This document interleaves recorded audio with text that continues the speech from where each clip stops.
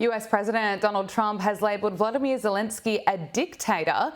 It comes after the US and Russia held high-stakes talks in Saudi Arabia to lay the groundwork as they try to bring the three-year war in Ukraine to an end, a war that has left around 1 million people dead. This is what Donald Trump had to say. Today I heard, oh, well, we weren't invited. Well, you've been there for 3 years. You should have ended it 3 years. You should have never started it. You could have made a deal. I could have made a deal for Ukraine that would have given them almost all of the land, everything, almost all of the land, and no people would have been killed, and no city would have been demolished, and not one dome would have been knocked down. Joining us is Mr Siracusa, Dean of Global Futures at Curtin University. Joe, thank you so much for joining us. The world has to welcome the fact that there are now serious talks in place to bring this war to an end. But what do you make of the language we are hearing from Donald Trump now, calling Zelensky a dictator and also saying that Ukraine started the war? Good morning.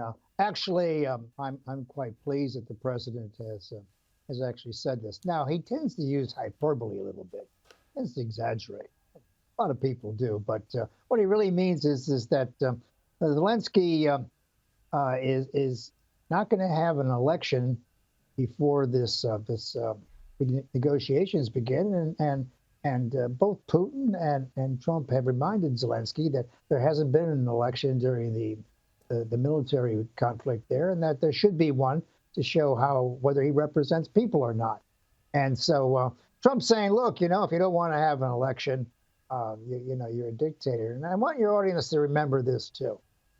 And I've been waiting for this to bubble up. You keep in mind that first impeachment all began when some former Ukrainian national who'd become an American citizen, was now a colonel, released that phone conversation Donald Trump had with Zelensky back in the day, I think for about, I don't know, $50 million or something. President wanted Zelensky to investigate the Biden family corruption scandal in Ukraine.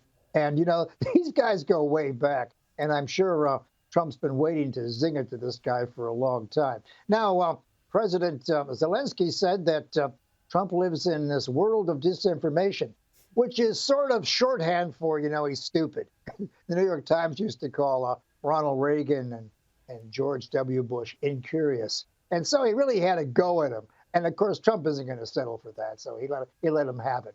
And yes, these negotiations are going on.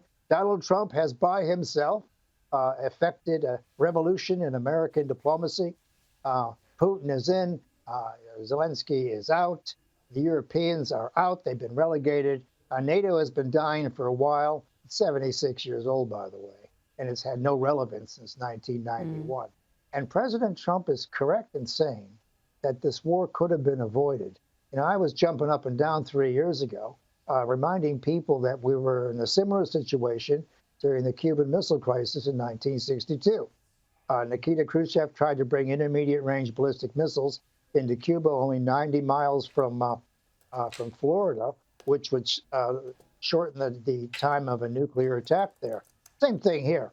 And all President Biden had to do 3 years ago was just to pick up the phone and tell Putin that NATO was not going into Ukraine and there'd be no advanced weapons systems in their border during his watch. So what did Biden do? He didn't pick up the phone for 3 years, and he backed Zelensky to the hilt. And Ukraine's a complicated place.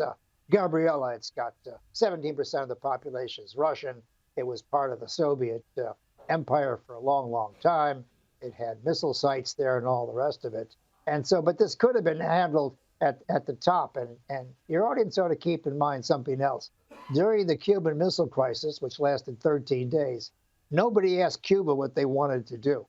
Nikita Khrushchev and John Kennedy negotiated the entire time, one way or the other. So this idea that they're being left out in the cold, that's not new, as a matter of fact. US Secretary of State Marco Rubio has stressed that this summit is just the beginning of a wider conversation that will involve Ukraine and the European Union. This is what he's had to say. In order to bring an end to any conflict, there has to be concessions made by all sides. We're not going to predetermine what those are. Certainly not going to negotiate this today or in a press conference for that matter. But, and there are other parties that have sanctions. The European Union is going to have to be at the table at some point because they have sanctions as well that have been imposed. Joe, I really want your thoughts on what some of the factors are that need to be considered when these peace talks are taking place. I suppose we need to work out when the war is going to end. Ukraine can't join NATO. What other security guarantees can Ukraine receive? There's also the discussion around territory, lifting economic sanctions. There's a lot to cover here. Yes, there is. Now, look, these negotiations in Riyadh between the Americans and the Russians have two purposes. Number one, it's to reset the Russian-American relations, which have been on hold for 3 years. It's a very dangerous relationship to set aside because, next to China-U.S. relations, it's the second most important relationship on the planet, and they both are armed with nuclear weapons, up to their eyeballs. So, it's an important security relationship. So it was a reset button. And, the Russians said you can come back with your oil companies, and they want the sanctions lifted and all the rest of it. The second part of this, and this is what the the second part is about Ukraine. And what the Americans want and what the Russians are agreeing to is an unconditional ceasefire followed by diplomatic negotiations. Now, I don't care. No one cares if the negotiations go on for 10 years in some hotel in Geneva, like a lot of times this happens. But what Trump wants is he wants a ceasefire and diplomatic negotiations. And he's made it very clear to the Ukrainians, if they don't take part in these negotiations, then, they're not going to get anything else. They've received over, $100 billion from the American taxpayer. And, they've been very brave people. They've taken on the former Soviet Union, and they've acquitted themselves heroically. But this loss of life is not only tragic, but it was unnecessary. I mean, we didn't have to go this far. That's what the president's trying to say. And the president is not only, spiting Joe Biden here. The President Trump is wiping the floor with the American foreign policy elite. It's been, picking a fight with Russia now for the past 50 years. Same thing with China. He's not buying the story that Russia is one of the most dangerous nations on earth. He sees Russia as an integral part of Europe. He sees Putin as a major player in great power politics. And there's an awful lot about President Trump that likes the World War II alliance between Churchill, Stalin, and Roosevelt. He likes the idea that he can move in these circles. And, as a realist myself, I think he's on the right track. How can peace be maintained? Well, there's going to be some kind of negotiation at the end of the day. The Ukrainians will have to sign. The Europeans will be off to the sidelines. They're not going to sign anything, actually. And it's going to go like this. President Putin is going to get Crimea, which he took in 2014. And he is going to get the Donetsk area, where we have a large population of Russians.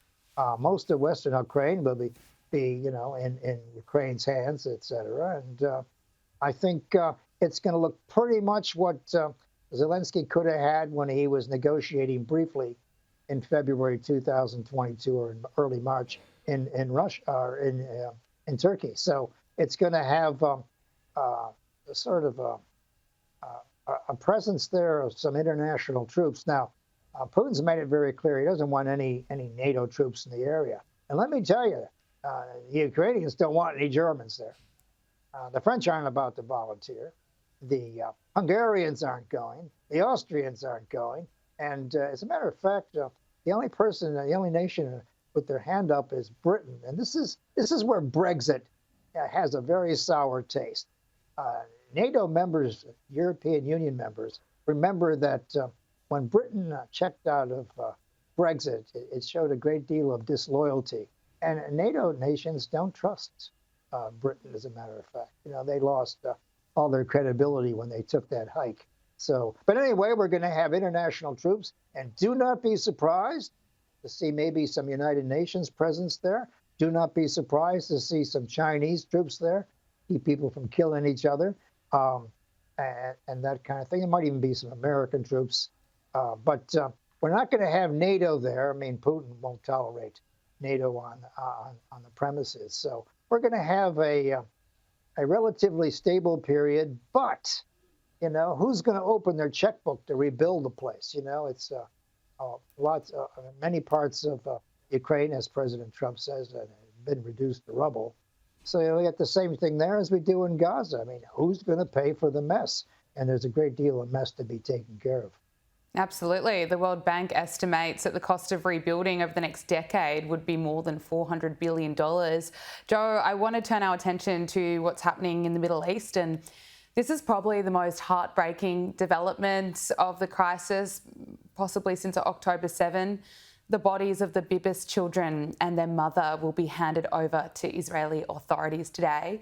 Ariel was 4 years old and Kfir was 9 months old when they were abducted.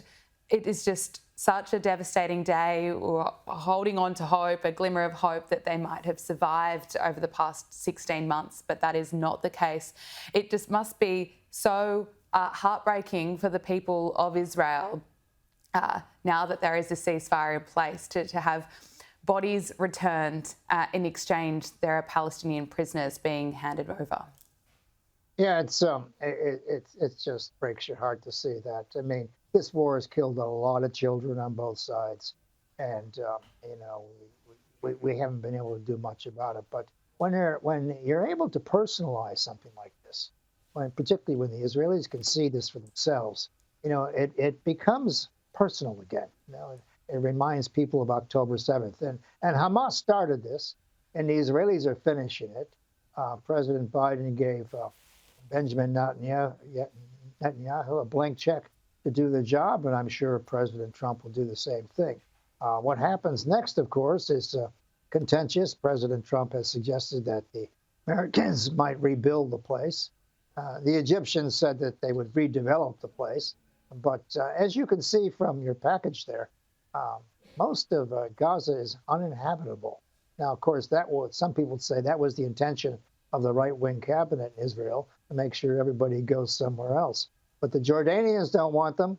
The Egyptians don't want them because it's only be trouble for the leadership there, because these people would have very different views of Abdullah and General Sisi. And so, you know, where do they go? And can they go somewhere while it's being rebuilt? I mean, this war in Gaza was tragic, as well as the war in Ukraine. And, you know, I wished America would have used its preponderance of power to see what it could have done about stopping both wars. I don't think the Biden administration was on the ball here. They let a lot of things happen and take place. And of course, what happens in the Middle East is going to affect American politics for a long time. Keep in mind that in 2014, I believe President Obama was going to leave these forever wars in the Middle East and pivot to the Indo-Pacific, to the Pacific Ocean. Well, you know what? That's never happened. You know, we talk a lot about what America's doing in the Pacific, but it ain't all that much, because America's still stuck in the Middle East, and now it's going to be stuck a little bit in Ukraine until this thing is over. But I'll tell you this, Donald Trump has brought President Putin in from the cold, and President Putin has come in from the cold. Just last year, he was a war criminal, an indicted war criminal. Trump couldn't care about that, nor could I, as a matter of fact. I don't believe leaders of countries should be held to that kind of accountability when there's a conflict like this. These are national decisions. So anyway, Trump has affected this revolution, and America now is going to have its hands full in Europe dealing with President Putin, and they're going to have their hands full in dealing with the Middle East. And I'll tell you what, next move here is going to be President Trump is going to be going to China, and he's going to be cutting deals with the Chinese. So, President Trump has returned to a multilateral world, which is frankly a very good place to be.